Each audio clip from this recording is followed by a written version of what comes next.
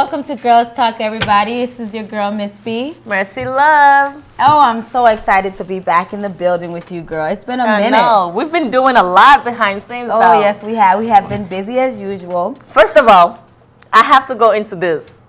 I know we've been holding it so hard. What? Girl, what happened to you being sick? Now, here's how you get Miss B, okay?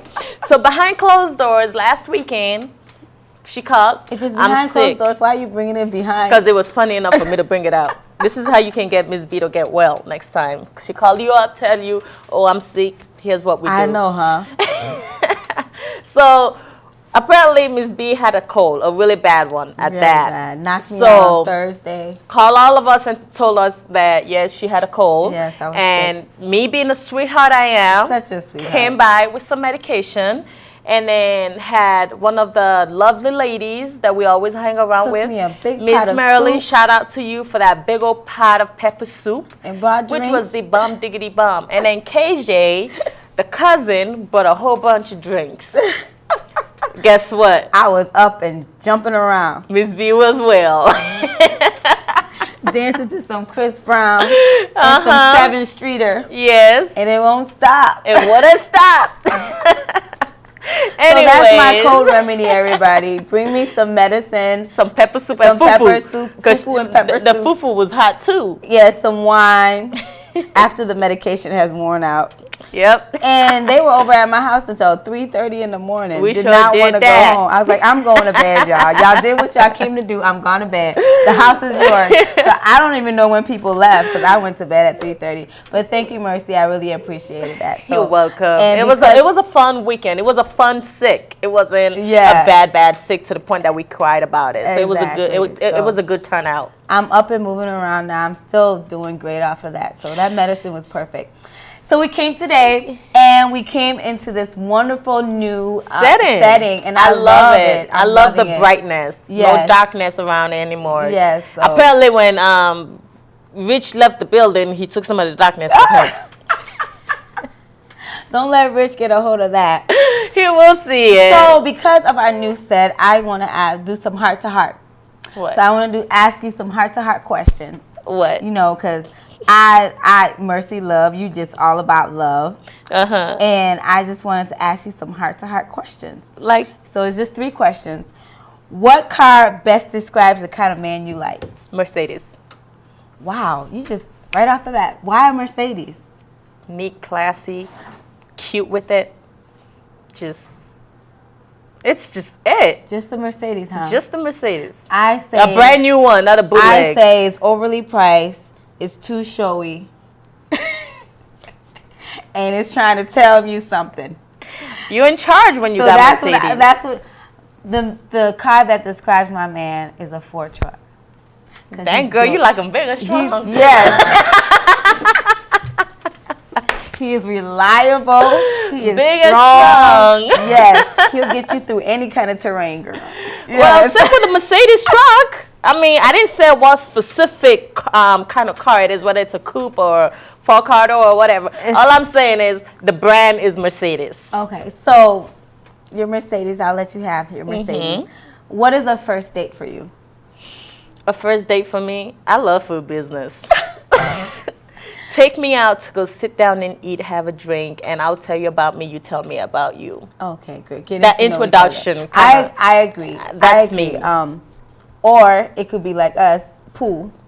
Really? Yes, we went to go play pool. I can't play pool. And I didn't know how to play pool. No. So he got to teach me how to hold the stick. Look at you and your little freak. How to hold the pool stick. And y'all thought I was the bad one here. Really? Yes. And did you do the little whatever? booty shaking, trying to make sure it's sticking out right? But it taught me a lot about he's the kind of man that would take time out to teach you things. That's well, if you look at it that way, that's a really good deal. So that's what I got from the date. It was a great first date. I love to eat, don't get me wrong, you know. And after that, we did the Benihanas and all the restaurants. Yeah, but I just thought it was different. I think I'm a restaurant whore though, for real, because I be going out to every single restaurant nowadays. So my third question for you, for our little heart to heart here, in the relationship, who says I love you first? The man. Why is it? Even if I feel that way, I'm not gonna say it, because then I feel like in a way I'm selling my. I don't know what your response is gonna be like. Let me know how you feel first. Okay. But I don't want to feel like I'm thirsty. We stumbled on it together. That's perfect for me. But I would never come across and saying it to you first. I don't mind saying it first, because this is the thing with me. I don't have time for games. I'm the kind of girl, if I see a guy, I will show it to you, but I will not utter it out of my mouth. I'm the kind of girl, I know what I want. And if I see a guy, and if I'm single, I walk into a room and I see a guy, I'm going to let you know that I like you. No, don't get me wrong. I do all that. But the love you part, I don't mind saying it first. No, I don't recall in relationships who said it first, if I've said it first or they've said it first. But now that I sit here and think about it, I don't mind saying it. To be honest, with my ex-husband at first, I don't know. I don't even recall who said it first. But it was to the point that it was said. Either we did it together or whatnot. I don't know. But I've always loved him. Okay. He knew that too, though. Okay. But the point of me saying it, he has to say it. Yeah. Okay. So we're talking about this heart to heart and love being so infectious. It's an infectious disease that sometimes we don't want it to be cured. But today we're going to be talking about the Ebola virus. Yes, the Ebola virus, a very serious very serious situation right now. That is becoming epidemic. It's going on in Africa, Guinea, now Liberia. And Sierra Leone. So, yes, we're going to have a professional here, Dr. Djevi, Etienne Djevi. Ooh, French. I know. You said that. You see how that rolled off your... Dr. Etienne Djevi. Yes, we're gonna be I've been hanging around Katie a little bit every now and then. We'll go for a little heart-to-heart on teaching me some French, because, a sister can speak any other language other than Creole. And, Ce n'est pas français, okay. Come back home, hon. Come back home. So, yes, it's a very infectious topic, and I'm going to be learning some things today. I'm kind of creeped out a little bit. I know, because here's the thing. Important. I'm probably going to be very comfortable talking about this. Yeah, this is my field. This is what I live with from Monday through Friday, and even on weekends when Miss B is sick. But on the real notes,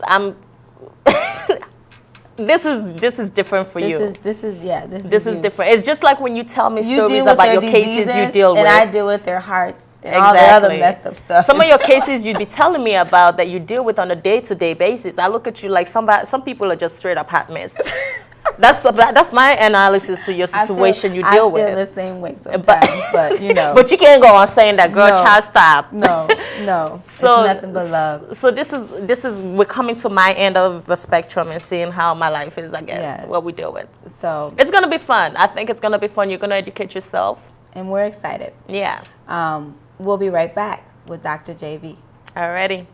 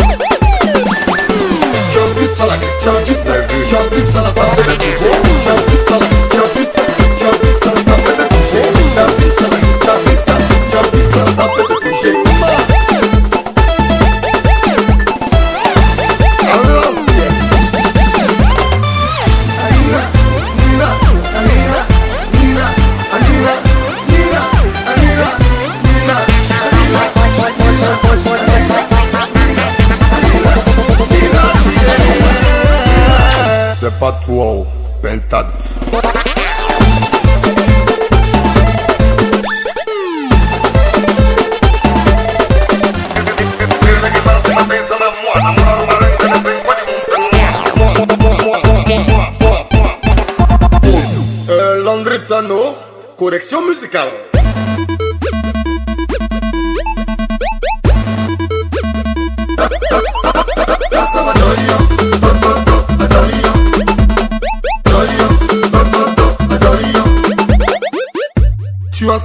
mais tu fais pas ça sauvagement.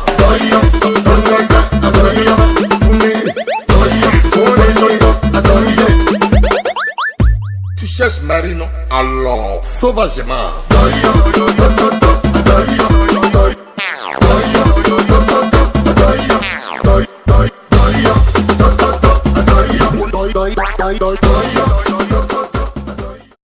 Welcome back to Girls Talk. We have Dr. Djevi here today, and we're going to talk a little bit about the Ebola virus.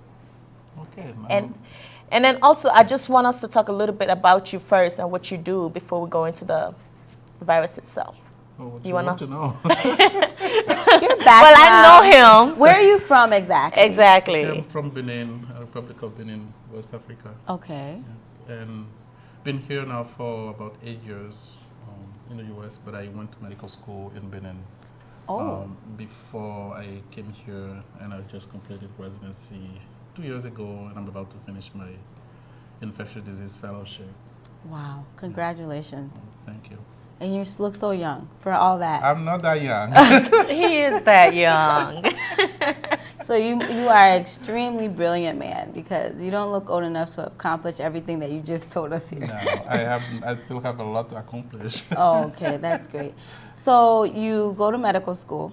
Yep. And you get there and you decide you're going to specialize in Diseases. In infectious diseases. Yeah. So you knew that right away? No, I didn't know that from the get-go, but I was born in Benin, like I said. I came from a small village, and as such, you can't live in Africa without malaria. So malaria has been part of my life from my birth till I started going to med school. And even after I graduated from med school and worked in Benin for a couple of years, my practice was about 65 to 70% infectious disease for the 2 years that I worked there. So it's just natural that when I found myself in a situation of needing to do a subspecialty, I went to something that I've lived with for my whole life. So, Wow. yeah. So it hit home and you're like, I need to do something about this. Yeah. So you leave your country and you come to America and you're doing your residency where?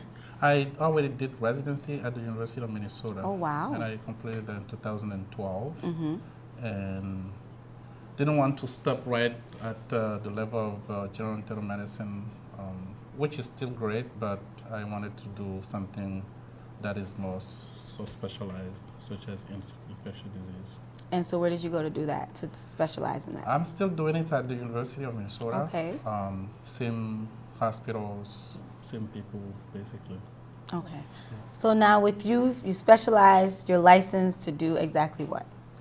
So right now I'm specialized, I have a license to practice internal medicine. But in June, when I'm done with my fellowship, I will be what we call board certified or board eligible to practice infectious disease.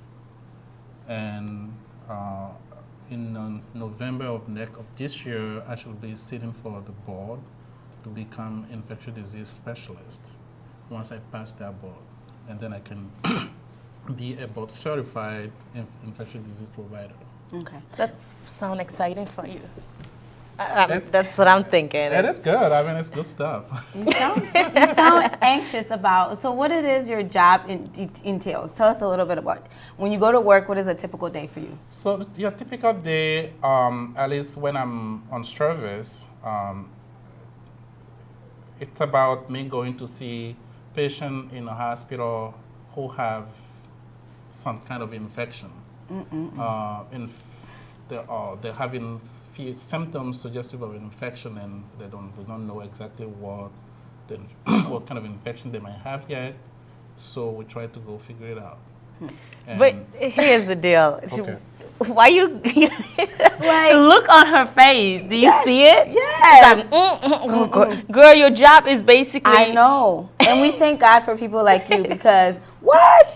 You're not telling me to come to work and go and see somebody who you don't even know what they have, and there could be something that, because And you will tell us more about it. Basically, they're viruses that can't be cured, and you're telling me to sit there and let this person cough. That's the beauty of the job. Yeah. So when people come to the hospital, they come in with symptoms, right? Okay. So if they're having symptoms that make people suspect that maybe they could have something that is contagious, then you go in taking precautions. So you don't just walk in. So do you walk in like fully clothed in your quarantine type mask suits? It No, depends. exactly. She works in the hospital, so she knows a little bit about it. Let's say that somebody comes in with a skin infection.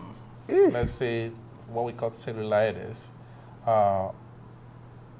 The most common causes for those things are bacteria, and most of the bacteria, unless the people have been in the hospital a lot of times and have resistant bacteria, we don't worry about getting things on us. Okay. Of course, when you go in and before you touch something like that, you're gonna wear your glove, but otherwise, you're not gonna just die from coming. Okay. one thing I wanted to say there is that if I were to culture your skin right now, Yeah. let's say that I take a swab and swab your skin and send it to the lab, we might find millions of bugs on your skin. That you don't know of. You think are not there. That But is yes, so they are creepy. there. It is not, I mean, that's what we're made of. I know, and yeah, my dad, he would always say, your body needs bacteria too as well. Like if you were just in a place where you're just totally clean of dirt 24/7, you would get sick, right? Correct. So the body needs some sort of bacteria I have to be good able to and function. bad bacteria. Oh, okay. Exactly. So it's not all bad all the time. So you get there, you find out, like right now recently, the let's get into the Ebola virus that's going on right now. First of all, can you tell me a little bit about viruses Okay. and from other diseases? So virus, I mean, when we talk about microorganisms, which is what the infectious disease world talks more about and learn about, we have a broad group of microorganisms called bacteria. The second group is the viruses. The third group are parasites, and the last one is the fungi. I'm sorry. The look on her I face. feel infected just him telling me, like, ooh. I've never seen looks like this. Okay, I'm sorry I stopped you, Dr. Djevi, but I just had to get that out. And I'm sure you guys are going to be out there having this similar reactions because, like, parasites, fungi, it's just things you don't want to deal with. But, yeah, okay, so the second group, viruses. Yeah, so viruses have been around for as long as humans have been around, so they're not anything new. Of course, there are newer viruses that are discovered. The HIV virus in the 1980s being one of them. So it's not some big conspiracy. I have to touch on this. No. That people are in a lab somewhere creating these viruses and trying to infect people. No. So they've been around since mankind's been around. You're made up of all these things. Okay. Why don't we go on a break? So Ms. B can take a breather. Yeah, so I can process some of this. This is very interesting stuff to me, and I want to be able to know how that I can know that I'm coming in contact and what to do. So when we come back from our break, Dr. Djevi will touch more on that, and I'll try to contain my different facial expressions. Okay. We'll be back. Okay.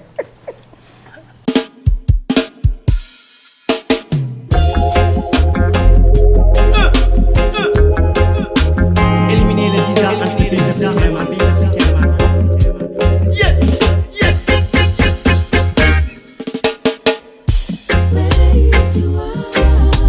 Aïe, aïe, aïe, aïe, aïe, aïe, aïe, aïe, aïe, aïe.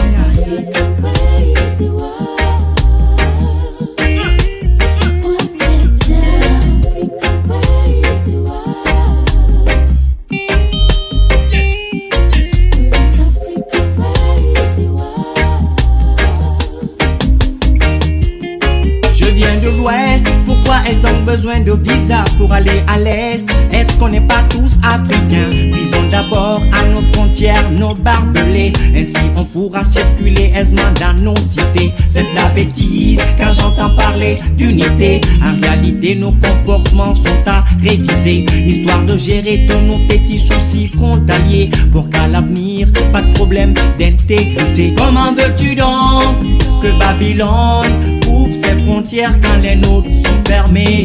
Comment veux-tu donc que Babylone ouvre ses frontières quand les nôtres sont barricadées, man?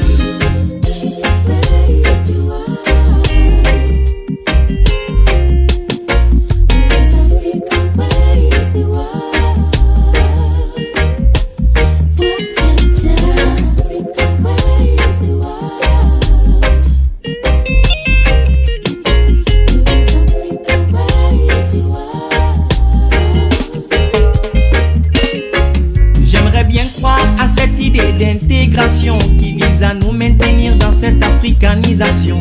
Je suis fier d'être africain, bien que dans mon passeport y a que des visas africains.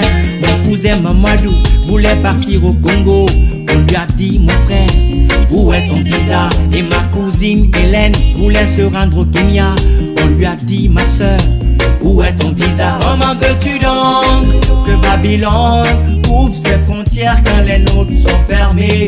Comment veux-tu donc que Babylone ouvre ses frontières quand les nôtres sont barricadées, man?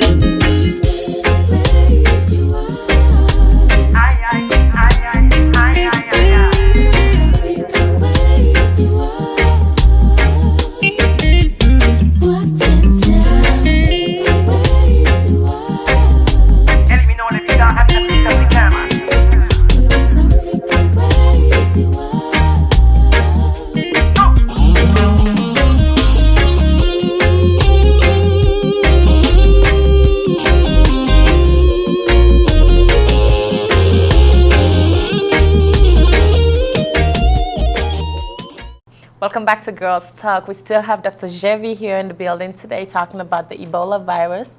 We know we had a little bit of background about you and what viruses are so far. Can we go into the whole from virus being and then having Ebola being spread around epidemically the way it is? So the Ebola virus, it's part of a subgroup of viruses that is called filovirus. And what it means is that it looks like a thread. That's the shape of it. And there are 3 viruses in that genus, and the Ebola virus is one of the 3. What are the other 2? Marburg virus, yeah. Okay. Okay. The thing about viruses in general, except for a few exceptions, is that we don't have cure for them in general. And is that because they replicate themselves?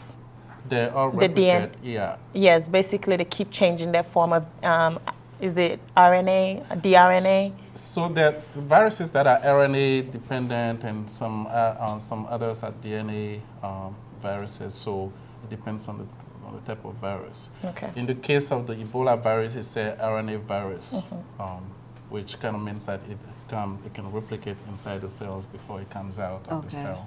Okay. And therefore making it incurable? Possibly, yes. Okay. Yeah.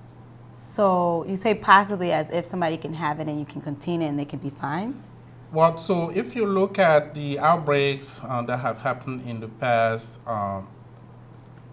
fatality is not 100%, so people get it and still don't die from it. Oh, wow. So, but it has one of the highest mortality from a virus known to man. So, okay. Yeah. Now, I think your question previously was saying more about the virus itself. Yes, the virus and... So the first outbreak of Ebola virus was detected in 1976 in the previous Zaire. I think today is the Democratic Republic of Congo. And there were 2 outbreaks in there. The one that happened in the village called Yambuku is a small village, I believe, and that small village is near the river that is called the Ebola River. Oh. So that's how the You got the name, name. we got the Originated name. name, yeah. Yeah. So, few background on the two outbreaks in 1976. One is, for example, happened, the Yambuku one happened because people were having fevers, and of course, knowing that in Africa the most common cause of fever is malaria, they will go to a healthcare center where they get some injection for malaria. But what happened with that outbreak was that syringes were just rinsed in the same pan. Oh. No and sanitization. reused. Correct. So reused, and from that, the syringes being reused, over about 100 people were infected and died from the disease, and that was the first outbreak. Now, far from that, I believe was 1992, something like that. A second outbreak also occurred in the DRC, but this part was related to healthcare provider being exposed to the virus in a woman who presented with pain in her stomach and was taken to the OR for surgery. They did procedure on her, and but didn't know from the get-go that she had the Ebola virus, and as a result, they all got contaminated and died. Oh, wow. Okay. So from my understanding, from what I've read so far, is that Ebola virus are found in certain species. Correct. And those species are like fruit bats, monkeys, gorillas, and is that just a little bit of what the media is giving us? About five species of the Ebola virus. One is called the Zaire species, or what you call it is Zaire Ebola virus. The Sudan Ebola virus. There's another in Ivory Coast where it's called the Ivory Coast Ebola virus.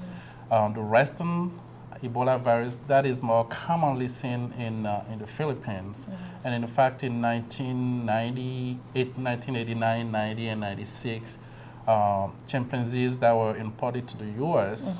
From the Philippines, and 1992, chimpanzees imported to Italy were sick with symptoms suggestive of some hemorrhagic fever, and the Western virus was detected in those chimpanzees. But that is the most recent subspecies or species of the Ebola virus. Okay, so I was just gonna say, so how do we get to its recent occurrences? Like where, how, who? Migration. Yes. Well, so that is still something that is not clearly known. There's the evidence that is out shows that the most probable host for the virus is fruit bat. What is fruit bat? It's a type of bat that loves eats to eat fruit. Fruits. Yeah. Okay.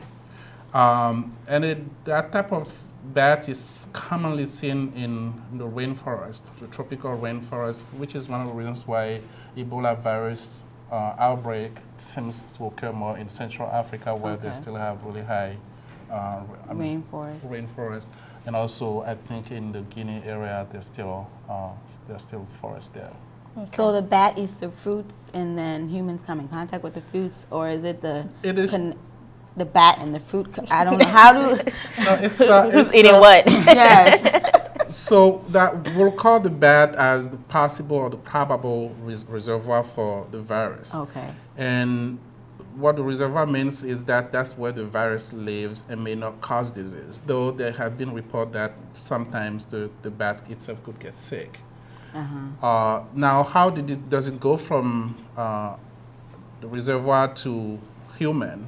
And the thought is that animals, such as, let's say, gorillas, chimpanzees, macaques, there have been reports of forest antelopes being infected from being in contact with the fruit bat. And then humans may be found ill appearing animals or dead animals, skin them, process them, and then eat them. Wow, okay. Well, eating them. We're going to leave it at that for right now. Okay. And when we come back, we'll talk more about how does this virus goes from animal to human. Okay. We'll be right back. All right.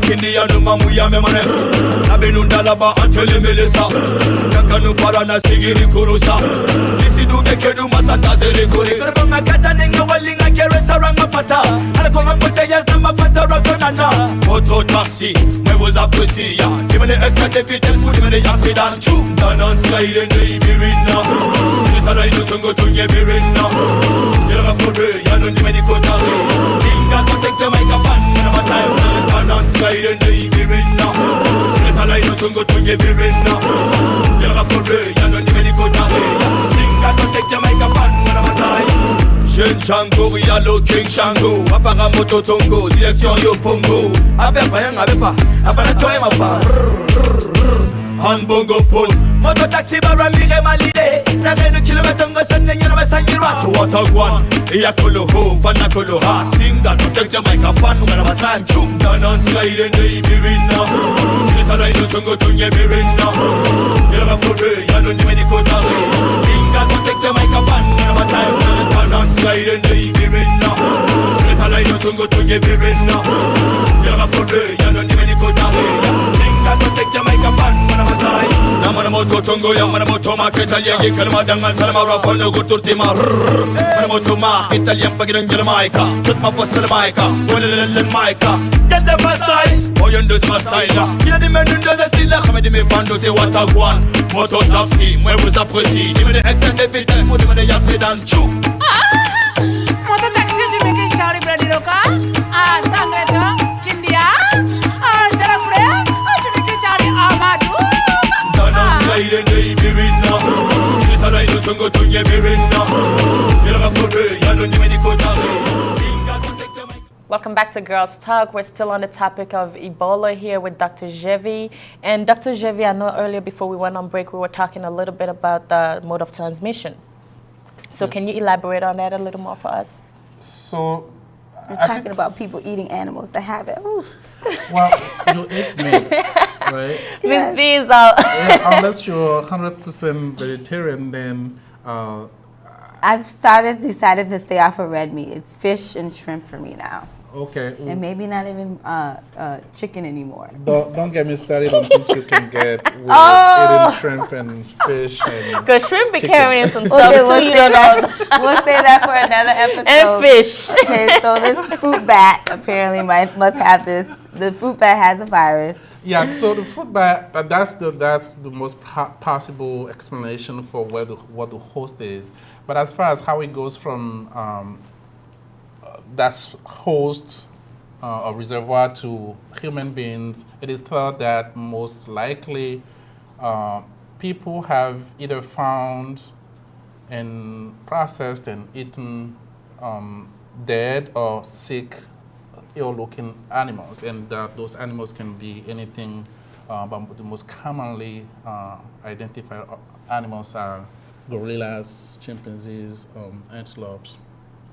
So I think the idea is when somebody is infected with the virus, or let's say the animal is infected with the virus, which is the reason why it died, or the reason why it appeared sick, the virus will be in blood of the animal, and as a result, major organs are going to be infected with it. There's going to be virus within those organs, including bodily secretions such as saliva, such as urine, such as we already talked about the blood.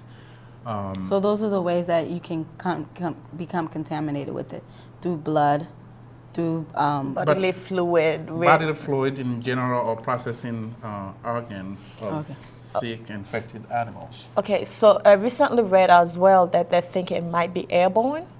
Correct. Okay, so how is that possible? So let's say that I have this animal here that is dead, and I see it, process it, for example, let's say that I process its liver. The organism, the virus, is in that tissue, and as I'm processing it, it will get into the air and become aerosol, and that I can inhale. Or let's say that I'm processing it and decided I was going to take a bite of an apple that I'm eating at the same time that I'm processing it. Didn't get the chance to wash my hand between when I'm processing that animal and when I took my apple bite. That's how you can inject it, and that's how you can inhale it. Okay. Yeah. Okay. So right now, what are the statistics of the spreading? How is what are the death toll rates and who's being affected, and which countries are being affected right now? Well, so there have been over 10 different outbreaks from Ebola since 1976 till now. The outbreak that is ongoing now is in Guinea. And as of April 1st, there have been at least 127 cases that are identified, either confirmed or probable, and of that, about 86 or 87 have already died, for a death rate of about 65%. Wow. So that is the most recent, that is the one that is ongoing. But from previous outbreaks in mostly Central Africa, such as the DRC, Uganda, Sudan, the death rate has ranged from anywhere between 80 to 90% of case fatality. Wow. Yeah.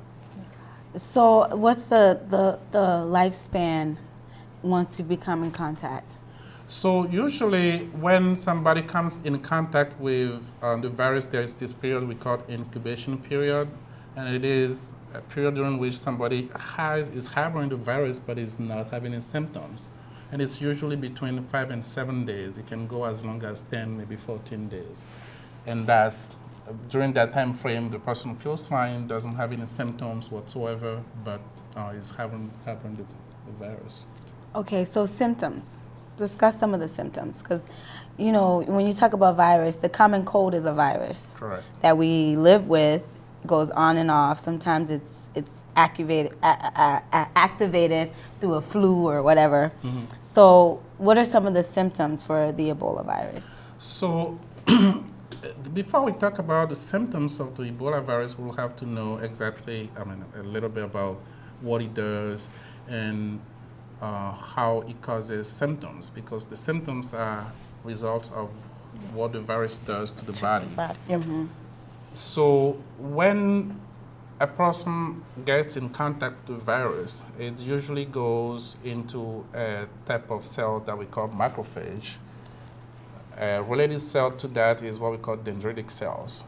And those cells have for a role to prevent spread of infection in general. And the way they act usually is they kind of engulf whatever microorganism might be there and then present it to immune cells, T cells, and they do the rest of the job. But when Ebola infects somebody, it attacks those macrophages and dendritic cells. And when they die, they release into the body most of the chemicals, or if not all of it, the chemicals. And we know that those chemicals have different properties, one being, for example, producing fevers. So the chemicals that are produced, excreted into the body by the dying macrophages is, for example, responsible for fevers. And some of those other chemicals are known to cause pain. So there's a range of symptoms. What kind of pain, like stomach pain? Okay. It can be anywhere. Muscle crampness and all those things? Muscle cramping, yeah. Okay. And so when we go from the macrophages and dendritic cells being infected, different organs can be affected. And those organs are the liver, the spleen, the adrenal gland, or major organs involved in maintaining the body as a functioning whole. So, for example, when the liver is affected, it cannot produce any of the chemicals that are involved in maintaining and preventing bleeding. And as a result, people might, infected patient, especially at the end of the disease spectrum, might start bleeding. It is, in fact, it's called hemorrhagic fever. So I'm sorry, when you say start bleeding, like, how, if I don't have It's a cut, bleeding. where would the blood be, where would I be bleeding You from? may bleed from your mucosa, from your mouth, Okay. from the Opening bladder, areas, basically. Okay. yeah, from mucosal Okay. surfaces. So my question was, I know we talked about the macrophage engulfing the microorganism itself, but when the macrophage is not able to do that, what then happened to the immune system? So that's a really good question. When the macrophages are not able to present the virus to the T cells, then the virus just replicates and it's not under any Shut control. down the yeah, the immune whole system. immune system. Okay. Yeah. Wow. So you could have a fever, pain, Pain. You can anything have, you can see. Will there be any? there could be a rash, but the rash is not specific. Okay. There's nothing that So- says this rash looks like this. It has to be Ebola. Okay. So like I've seen pictures where people entire skins are covered with like big quarter size warts or Boils. boils. Yeah. What is that? I'm not sure what that is exactly. They said it. I'm just thinking maybe it's deteriorating of the body itself after you gone through the worst stages of it, because I don't think it just happened overnight. I'm thinking maybe it gets to the I've seen point some where pictures it's where people's skin like are not it's, looking nice. it's Well, so there are a few things that I didn't say about what it does and Okay. things. For example, at the level of the coagulation cascade, for example, the Ebola virus will decrease the amount of platelets. And we know, for example, that when platelets count is too low, people bleed. Okay. But people also can have what we call petechiae, which are kind of reddish spots on the skin. That could be one presentation of it. White blood cell count in general goes down as a result of the virus, and if you don't have white blood cell count, you just don't can defend yourself. There are other chemicals that are produced by the virus itself, as well as the immune system reacting, that lead to the blood pressure of the patient being really low as a result of what we call leaky vessels. Let's say that you take a tube, a garden hole, and you put small holes in it. As you try to run water through it, it won't go where you want it to go, right? Because the water will go through the wall of the hole as it tries to go from, let's say, Wow. point A to point B. But just to hold your thought there, we're going to take a break and talking about things not going through. We want to find out how can this go away. When we come back, we'll talk more with Dr. Djevi. All right. Let's take a short break here. Okay.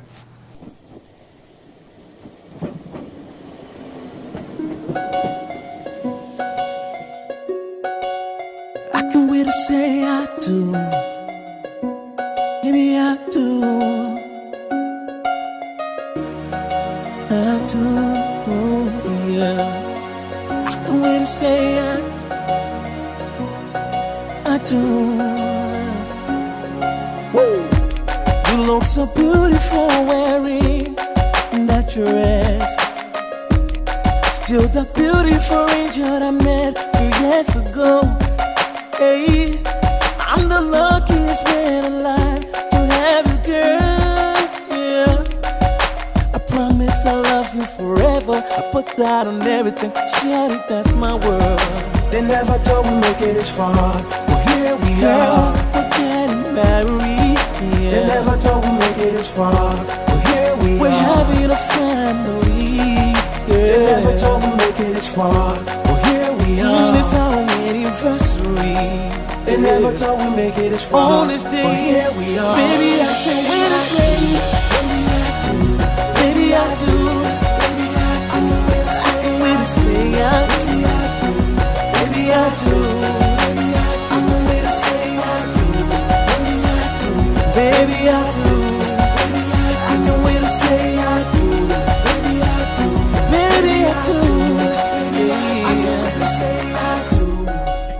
give me butterflies like the very first time. Every time we make love feels like the very first time. You're still not still the most beautiful girl. Girl, I'm falling in love again. I can't wait to see I do what you do to Mrs. Clark. On this day, girl, I gave my life. They never told me make it this far.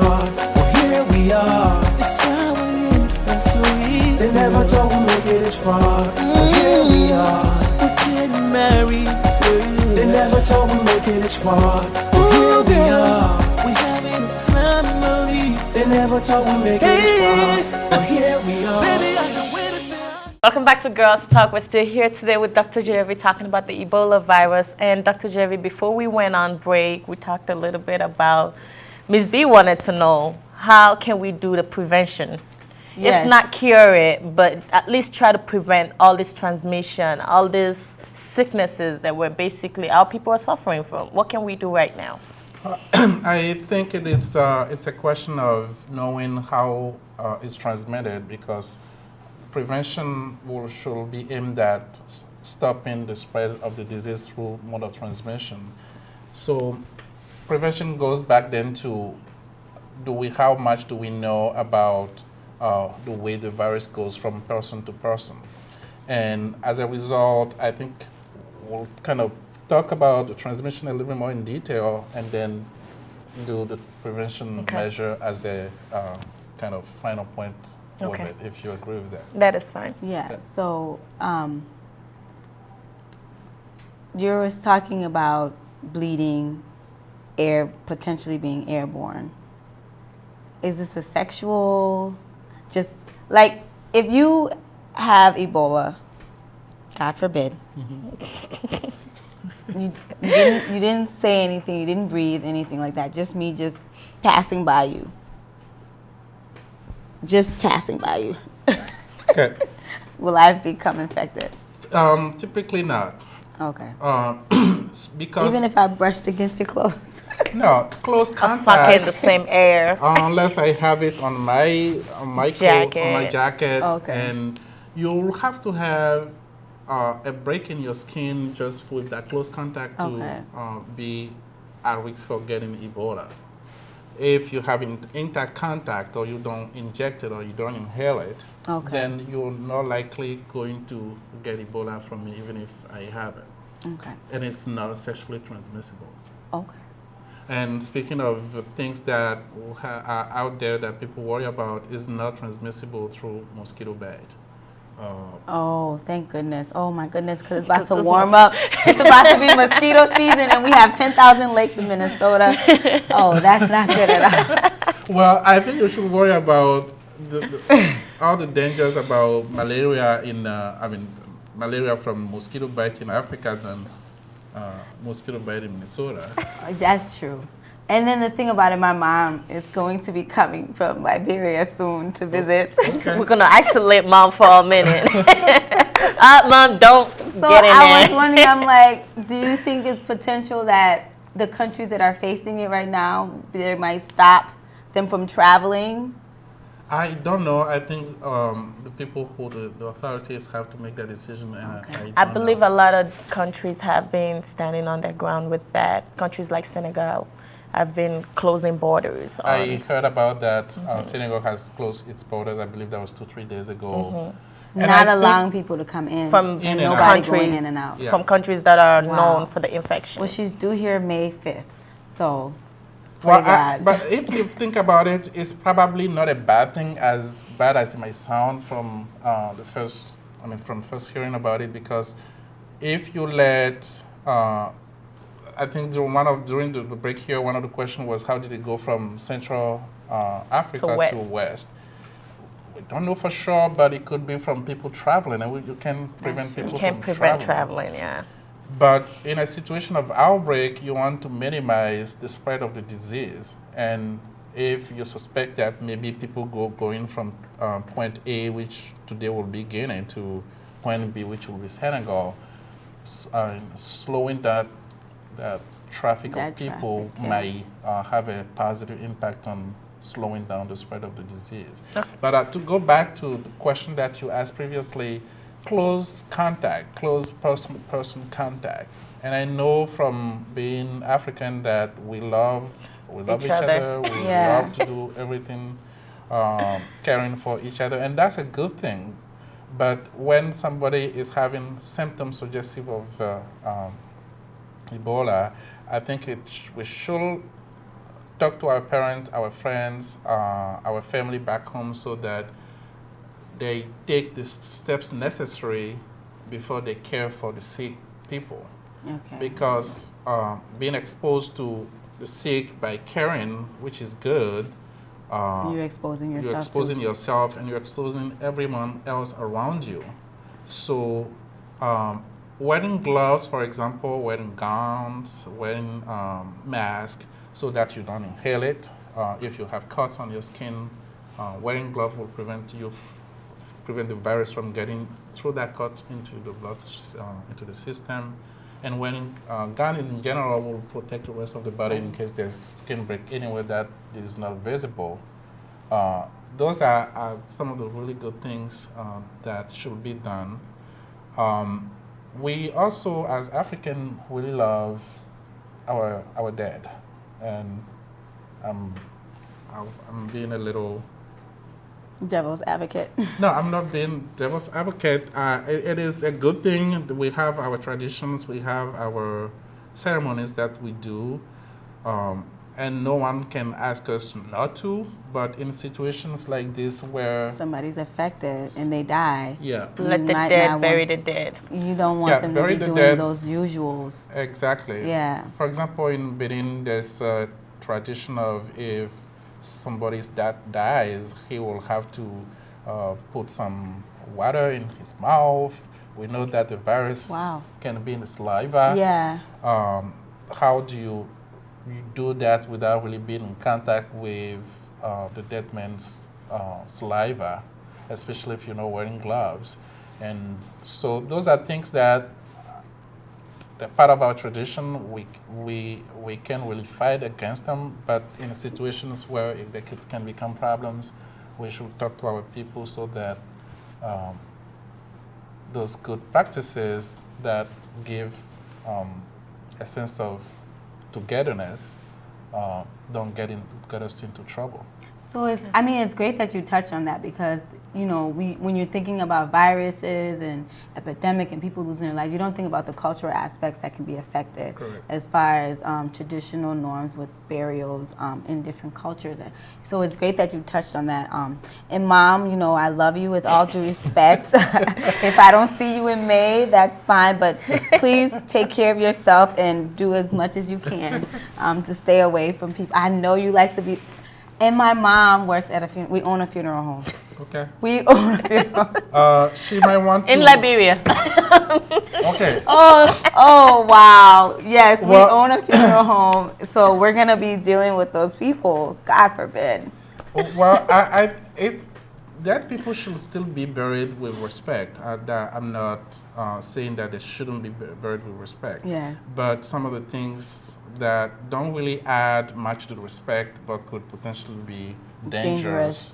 Exactly. I'm not saying it should be banned forever. It is in situations where it could be dangerous that I think people should be mindful of the danger.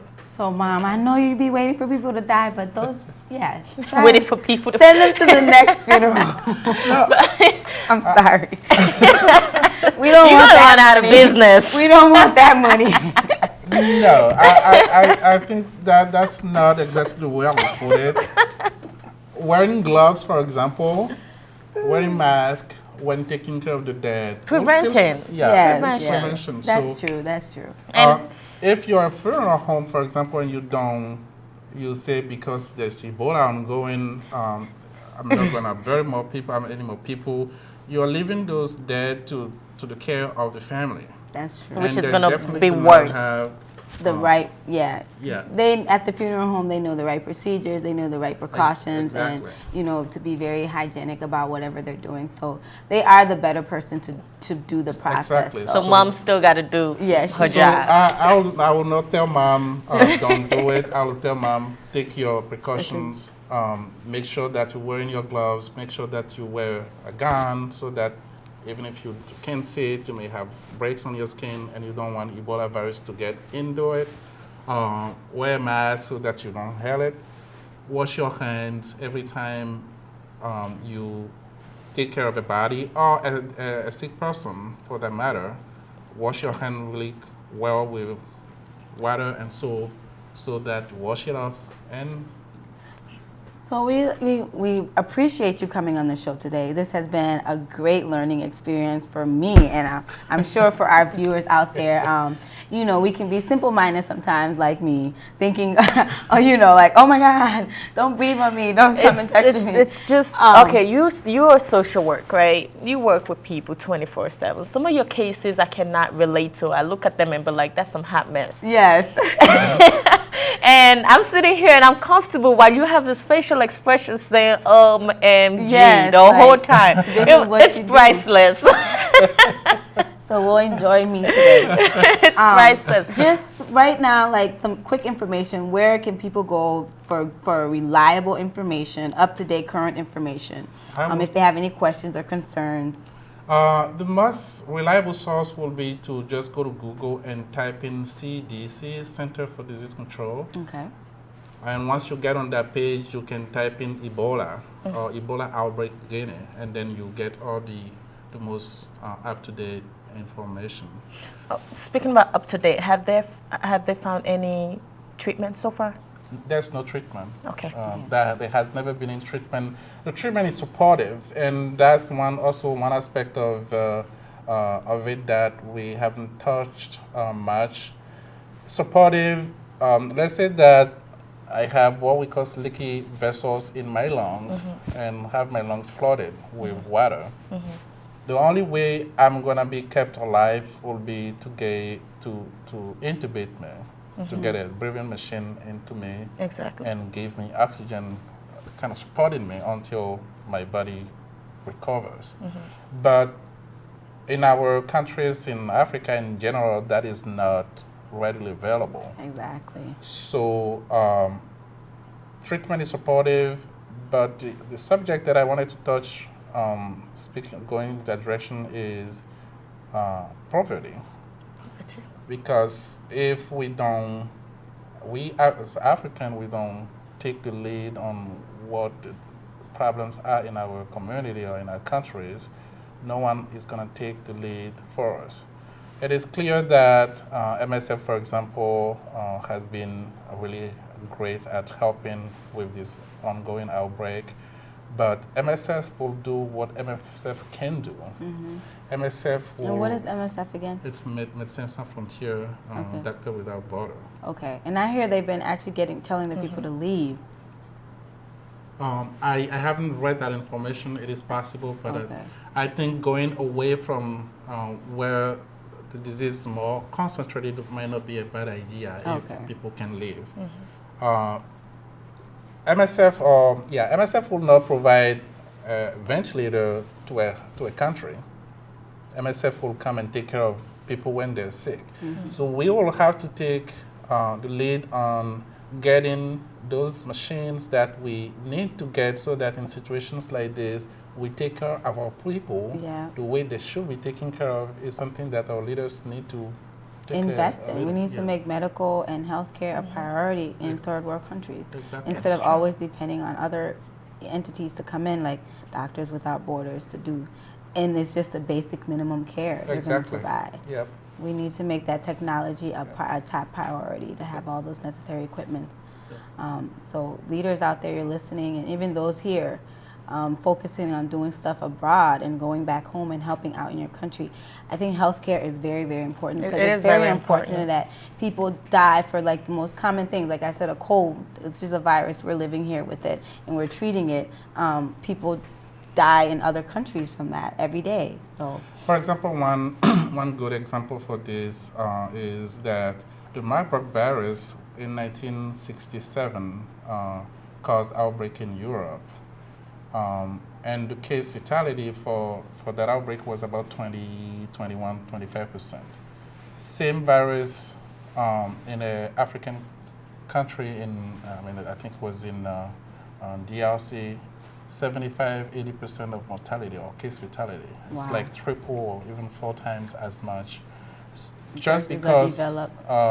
they have more, there's more machinery, things to do the supportive care that is necessary in that type of setting. So we can, I personally think we can just sit and say, that's the way it is, we can get better. I think we can get better, but there has to be the will to get better. Exactly. So we appreciate you. Thanks for taking time to come and discuss this very important subject with us. And I think the last piece we just touched on is very, very important, that we have to invest more in our healthcare in these third world countries. Yes. We need to make it a priority. Leaders need to invest the necessary equipment and technology and put money towards having better healthcare.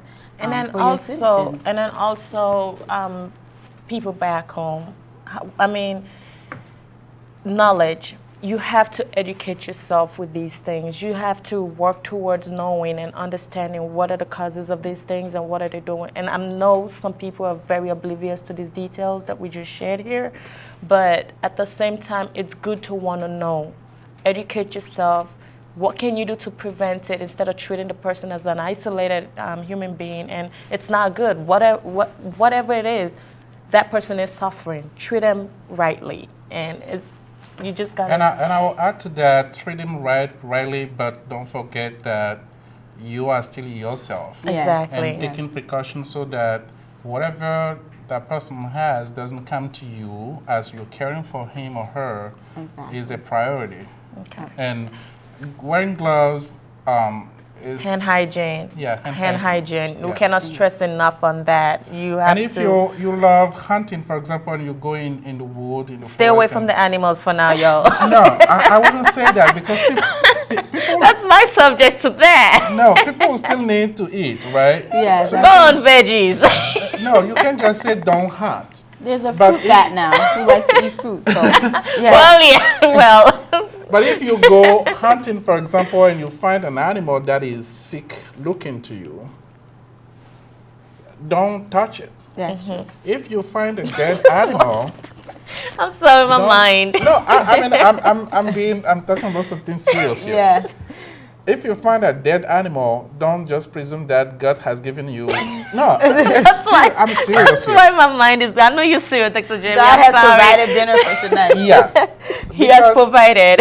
the question you have to ask yourself in that situation is, what happened to this animal for it to die? Yeah. And if you ask yourself that question, you'll need to step back. You'll find yourself That's true. needing to step back. Especially to if say, nobody hunted it down or killed it and you just come and meet it dead. Exactly. That's cute. So on that note, just once again, thanks our guest for coming on here Thank tonight. you so No much, And Dr. infecting Djevi. I us with all this appreciate great it. information. You have a nice All right, thank you. Yeah.